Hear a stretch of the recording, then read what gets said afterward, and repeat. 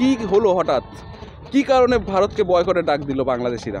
তো ওই সরকার অগণতান্ত্রিক, ওনাকে জোর করে রাখা হয়েছে ওই পদে। আর এই জোর করে রাখার কাজটা কে করেছে? ভারত সরকার। আমি পিনাকিবাবুকে কোনো দোষ দেবো না, কারণ তিনি একজন সচেতন নাগরিক হিসাবে বা দেশের ভালোর কথা ভেবে এই কথাটা বলেছেন। আপনাদের দেশের মঙ্গলের জন্য যদি ভারত সরকারকে বয়কট করতে হয়, অবশ্যই ভারত সরকারকে বয়কট করুন, কিন্তু সেই বয়কট করতে গিয়ে সরকার আবেগে চলে না, সরকার চলে দেশের সাধারণ মানুষের কথা ভেবে। Hello everyone, welcome back to my another blog. This is Chandan and you are watching blogging Duniya. তো আজকে আমি যাচ্ছিলাম ভিডিও করতে, বাট ভিডিও করতে গিয়ে এখানে এত সুন্দর একটা পরিবেশ দেখে না ইচ্ছে হলো যে আপনাদের সঙ্গে কিছু কথা বলি। তো কী নিয়ে কথা বলবো ভাবতে ভাবতে ভাবলাম যে বয়কট ইন্ডিয়া যেটা চলছে বাংলাদেশে, তো সেটা নিয়ে একটুখানি কথা বলি। কারণ অনেকেই অনেক কমেন্ট করেছেন দুদিনের পোস্টে, আর প্রত্যেকের কমেন্টে রিপ্লাই দেওয়ার আমার সময় হয় না, বা আমি প্রত্যেকের কমেন্ট পড়তেও পারি না। তো তাই আজকে ভিডিওর মারফতে সবাইকে কিছু কথা বলবো। অবশ্যই ভিডিওটা শেষ অবধি দেখবেন, আর ভিডিও শেষ না দেখে না দয়া করে আপনারা কমেন্ট করবেন না, তাহলে অনেক ভুলভাল বার্তা পৌঁছায় মানুষের কাছে। ঠিক আছে, আপনার ভিডিওটা পুরো দেখুন, সময় একটু নিয়ে দেখুন, যদি সময় না থাকে পরে দেখুন, তারপরে আপনাদের মতামত অবশ্যই জানাবেন, কারণ আপনাদের মতামতই সব কিছু। তো ভারতের অনেক মানুষ না যখন শুনেছে যে বাংলাদেশি মানুষরা ভারতকে বয়কট করছে, তখন তারা একটু অবাক হয়েছে যে কি হলো হঠাৎ, কি কারণে ভারতকে বয়কটে ডাক দিল বাংলাদেশিরা। তো আমাকে অনেকেই মেসেজ করে জানতে চাইছেন যে দাদা কি কারণটা কি। তো আমি অনেকে বলেছি, আর যাদের বলা হয়নি বা যারা জানতে চাননি তাদের জন্য এই ভিডিওটা।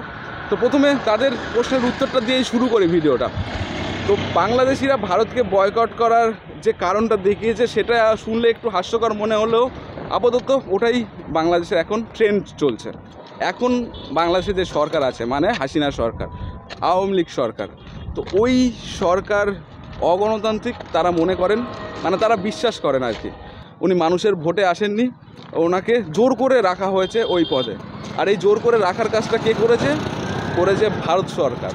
মানে এটা আমি প্রথমবার যখন শুনেছিলাম, বিশ্বাস করুন আমি ভাবতে পারিনি, আমি বিশ্বাস করতে পারিনি যে এরকমও কোনো অ্যালিগেশন আনা যায় ভারত সরকারের বিরুদ্ধে। একজন ইউটিউবের নাম হচ্ছে পিনাকি ভট্টাচার্য, উনি বাংলাদেশি, কিন্তু বাংলাদেশে থাকেন কিনা জানি না। উনি আর কি এই ট্রেন্ড চালিয়েছেন, আমি যতটা জানতে পেরেছি। ওখানের মানুষের ভোট দেওয়ার যে অধিকার, সেটাকে ভারত সরকার নাকি হনন করেছে। তো তাই ভারত সরকারকে বয়কট করতে হবে, ভারতকে বয়কট করতে হবে, ভারতীয় পণ্যকে বয়কট করতে হবে। এর একটা ভালো কারণও পিনাকিবাবু দেখিয়েছেন, সেটা হচ্ছে এই বয়কট করার ফলে বাংলাদেশের যারা লোকাল কৃষক, ব্যবসায়ী বা কোম্পানি, সেইগুলো অনেক বেশি লাভ পাবে, মানে আত্মনির্ভর হবে বাংলাদেশ আর কি। পিনাকিবাবু এটা বলেছেন, এটার কিন্তু কোনো ক্ষতি নেই বা এটার দোষ নেই। আমি পিনাকিবাবুকে কোনো দোষ দেবো না, কারণ তিনি একজন সচেতন নাগরিক হিসাবে বা দেশের ভালোর কথা ভেবে এই কথাটা বলেছেন। কিন্তু আমার প্রশ্ন হচ্ছে, একটা দেশের সরকার থাকা বা না থাকার উপরে আর একটা দেশের সরকারের হাত হয় কিভাবে? আমাদের সরকার আপনাদের সরকারকে কিভাবে ওখানে রেখেছেন? আপনারা ভোট দিতে পারছেন না, তার পিছনে ভারত সরকারের কিভাবে হাত হতে পারে? ভারত সরকার কি আপনাদের বাড়িতে গিয়ে বলেছিলেন যে না, আপনারা ভোট দিলে আওয়ামী লীগকে দিতে হবে, না হলে ভোট দেওয়া যাবে না? এটা তো বলেননি ভারত সরকার, অবশ্যই বলেননি বাড়িতে গিয়ে। বা ভারতীয় আর্মিরা আপনাদের যে ভোট কেন্দ্র, সেখানে গিয়েও দাঁড়িয়ে থাকেনি যে না আপনারা ভোট দিতে পারবেন না। আপনারা যাননি ভোট দিতে। আপনাদের যে দল, বিরোধী দল বিএনপি, সে নাকি ভোটে লড়েনি বা প্রার্থী তুলে নিয়েছেন, এরকম কিছু শুনেছি।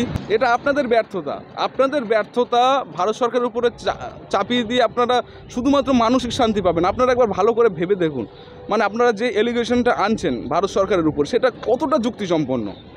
আপনাদের পুলিশ, আপনাদের আর্মি, আপনাদের সরকার, আপনাদের দেশবাসী, আপনারা ভোট দিতে যাবেন, আন্দোলন করবেন, কি করবেন সেটা আপনাদের ব্যাপার। আপনারা কিভাবে ভোট দেবেন সেটা আপনাদের ব্যাপার। এখানে ভারত সরকারকে দায়ী করে দেওয়া মানে একদম বোকামি। আমি তো এটাকে বোকামি ছাড়া কিছুই ভাববো না। আমি দেখেছিলাম ভোটের আগে বিএনপি সরকারকে আমেরিকার সমর্থন জানাচ্ছে, আর শেখ হাসিনা সরকারকে ভারত সরকার সমর্থন জানাচ্ছে, মানে নিউজে যেটা পড়েছি আর কি। তো এইবারে আপনারা কি বলবেন যে আমেরিকার থেকে ভারত সরকার অনেক বেশি শক্তিশালী, যার কারণে আমেরিকা বিএনপিকে ক্ষমতায় আনতে পারেনি, ভারত সরকার সেটা করে দেখিয়েছেন। সবাই আমাকেই কমেন্ট করে আমি নাকি ভিউ ব্যবসায়ী, আমি নাকি ভিউজে ব্যবসা করি, তার জন্য বাংলাদেশকে ভালো বলি বা ভালোবাসার কথা বলি। তো যারা ঘৃণা ছড়ায় বা যারা হিংসা ছড়ায় বা যারা মিথ্যে বলে, তারা কি ভিউ ব্যবসায়ী না?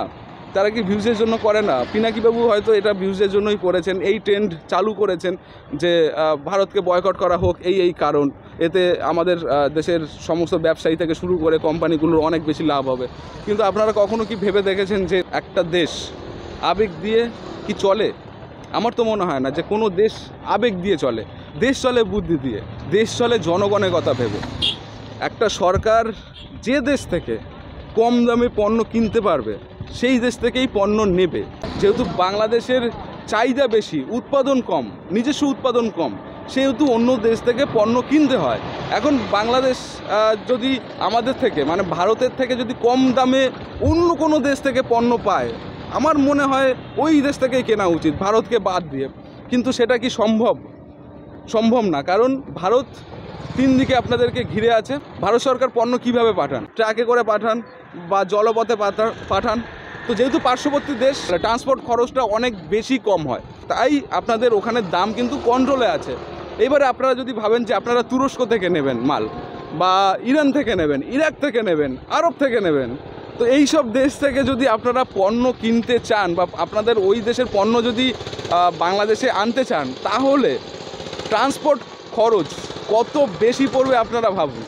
মানে আপনারা এখন যে পেঁয়াজটা হয়তো 100 টাকা দিয়ে কিনছেন, সেটা তখন কিনতে হবে আপনাদেরকে 150 টাকা দিয়ে। তো সাধারণ মানুষ তারা কি বয়কট বুঝবে? তারা বুঝবে সস্তায় কোথায় পাওয়া যায়। সে বিএনপি সরকার হোক কিংবা আওয়ামী লীগ সরকার হোক বা আমাদের দেশের সরকার হোক, তাদের জনগণের কথা ভেবে কিন্তু এই ডিসিশানটা নেন যে কোন দেশ থেকে পণ্য আনলে আমাদের দেশের জনগণ সস্তায় পাবেন।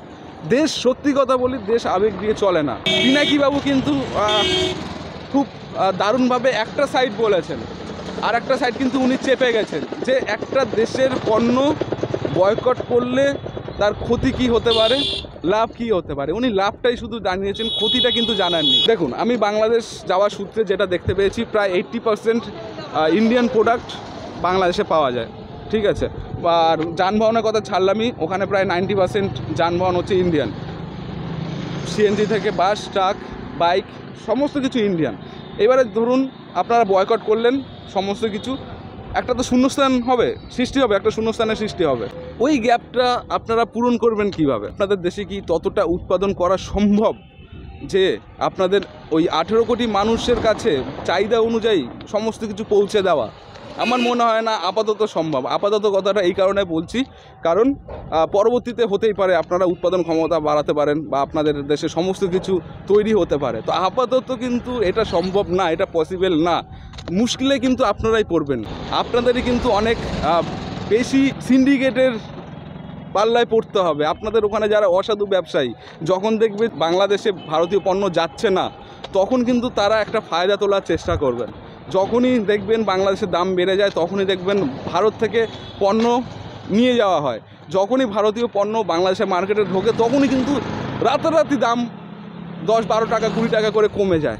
তো এটা আপনাদের চোখে দেখা, আপনারা এটা দেখতে পাচ্ছেন। এটা নিয়ে তো আর কথা বলার দরকার নেই। আপনারা যদি আপনাদের দেশকে ভালোবাসেন বা আপনাদের দেশের উন্নতি চান, আপনারা যদি সত্যিই চান যে ভারতীয় পণ্য বয়কট করলে আপনাদের অনেক সুবিধা হবে, আপনাদের ব্যবসায়ীদের সুবিধা হবে, আপনাদের কৃষকদের, চাষিদের, কোম্পানিগুলোর সুবিধা হবে, তাহলে আপনাদেরকে প্রথমে উৎপাদন বাড়াতে হবে। যখন উৎপাদন আপনাদের বেড়ে যাবে, তখন আপনারা নিজেরাই বুঝতে পারবেন যে এখন ভারতীয় পণ্য যদি আমরা বয়কটও করি, আমরা আমাদের লোকাল পণ্য থেকে আমরা এটা ম্যানেজ করে নিতে পারবো। আমাদের শূন্যস্থানটা পূরণ হয়ে যাচ্ছে। তো সেটা করতে কিন্তু অনেক সময় লাগবে। আপনাকে এখান থেকে যদি শুরু করেন, আপনাদের প্রায় 10 থেকে 15 বছর সময় লাগবে উৎপাদন বাড়ানোর, প্রত্যেকটা সেক্টরে পৌঁছানো, নিজেদের দেশের মধ্যে কোম্পানি ডেকে আনা, নিজেদের দেশের মধ্যে সমস্ত কিছু তৈরি করা, বাইক, সিএনজি, ট্রাক, সমস্ত কিছু তৈরি করা, চাষ করা, আর বিভিন্ন ধরনের যত কিছু আছে আর কি, সমস্ত কিছু নিজেদের করতে হবে। নিজেদের করার পরেই তারপরে আপনারা বয়কটের একটা ডাক দিন। তারপর যদি সরকার দেখে যে না, আপাতত ঠিক আছে, আপাতত বাংলাদেশের পণ্য দিয়েই বাংলাদেশের মানুষরা সমস্ত কিছু করতে পারবে সস্তায়, তখন সরকার কিন্তু একটা চিন্তা ভাবনা করবে। আবার বলি, সরকার আবেগে চলে না, সরকার চলে দেশের সাধারণ মানুষের কথা ভেবে। সরকার চাইলেই সমস্ত কিছু করতে পারে না, সরকার চাইলেই আপনাদের বিসর্জন দিয়ে একটা দেশকে বয়কট করতে পারে না। আজকে সরকার, বাংলাদেশের সরকার যদি আজকে বয়কট সত্যি করে ফেলে, আপনারাই কালকে থেকে সরকারকে গালাগালি দেবেন যে এত জিনিসের দাম বাড়লো কী করে। পিনাকিবাবুকে আরও ক্লিয়ারভাবে সমস্ত কিছু বোঝাতে হবে। উনি আমার থেকে অনেক বেশি জ্ঞানী, তো তাকে আরও ভালোভাবে বোঝাতে হবে যে আজকের আমরা পণ্য বয়কটের ডাক দিতেই পারি, কিন্তু পণ্য বয়কট করা সম্ভব না। করলে এই সমস্যার সম্মুখীন হতে পারে বাংলাদেশিরা, সাধারণ জনগণ। এখন আপনারা যদি বলেন আমরা 100 টাকার মাল 200 টাকা দিয়ে কিনে খাবো, তারপরেও ভারতকে বয়কট করবো, তাহলে আর কিছু বলার নেই। কিন্তু এমন কিছু করবেন না যাতে যারা সাধারণ পরিবারের লোক, যারা মাঠে ঘাটে চাষ করে খান, তো সেই সব মানুষগুলো যেন না মরে যায়। হ্যাঁ, তাদেরকে বাঁচিয়ে রাখুন, সরকারের বিরোধিতা করুন। আমাদের দেশের সরকারের কোনো ভুল আছে কি না সেটা আমরা অবশ্যই দেখব, সেটা নিয়ে আলোচনা হতেই পারে। তবে একতরফা একটা সরকারকে দাগিয়ে দেওয়া এটা একদমই ঠিক কাজ না। আমরা এখান থেকে যারা জানি তারা হয়তো বাংলাদেশের মানুষকে অনেক সময় মনে করেন তারা অনেক কট্টর বা অনেক মৌলবাদী চিন্তাধারার মানুষ, কিন্তু আমি গিয়ে দেখেছি যে বাংলাদেশের মানুষ ভীষণই সহজ সরল মানুষ। আপনারা সহজ সরল মানুষ, আপনাদেরকে ঠকিয়ে কিছু মানুষ ফায়দা তুলে নেবে, কিন্তু শেষে গিয়ে দেখবেন লস আপনাদেরই হচ্ছে। যারা এসি ঘরে বসে আপনাদেরকে বয়কট করতে বলছেন তারাই দেখবেন ভারতীয় পণ্য ইউজ করছে, তারা সস্তায় ইউজ করছেন, আপনাদেরকে বিপদের মুখে ঠেলা দিচ্ছেন। আশা করি আমি ঠিকঠাকভাবে সমস্ত কিছু বোঝাতে পেরেছি।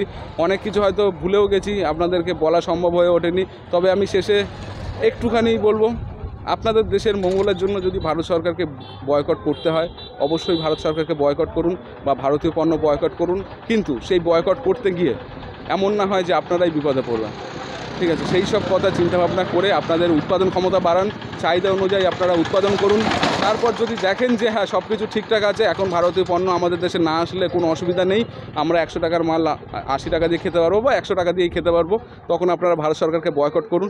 দেখবেন খুব সহজেই সমস্ত কিছু হয়ে যাচ্ছে। আপাতত ভারতকে বয়কট করার কোনো প্রশ্নই ওঠে না, ভারতীয় পণ্যও বয়কট করার কোনো প্রশ্ন ওঠে না। আপনারা আসুন, আপনারা আমাদেরকে বয়কট করলেও আমরা কিন্তু আপনাদেরকে অনেক বেশি ভালোবাসি। আপনারা আসুন, ঘুরুন, এখানে ঘুরে দেখুন, চিকিৎসা করুন, ভালো হয়ে বাড়ি ফিরুন। আর অবশ্যই ব্লগিং দুনিয়া দেখুন। আর যারা কলকাতাতে আসবেন বাংলাদেশ থেকে, অবশ্যই আমার সঙ্গে দেখা করুন। ভালো থাকুন, সুস্থ থাকুন, আর দেখতে থাকুন ব্লগিং দুনিয়া। যারা প্রথমবার আমার চ্যানেলে এসেছেন অবশ্যই চ্যানেলটাকে সাবস্ক্রাইব করে পাশে থাকবেন। আর আপনাদের মতামত কিন্তু জানাতে ভুলবেন না, আপনাদের মতামতই সব কিছু।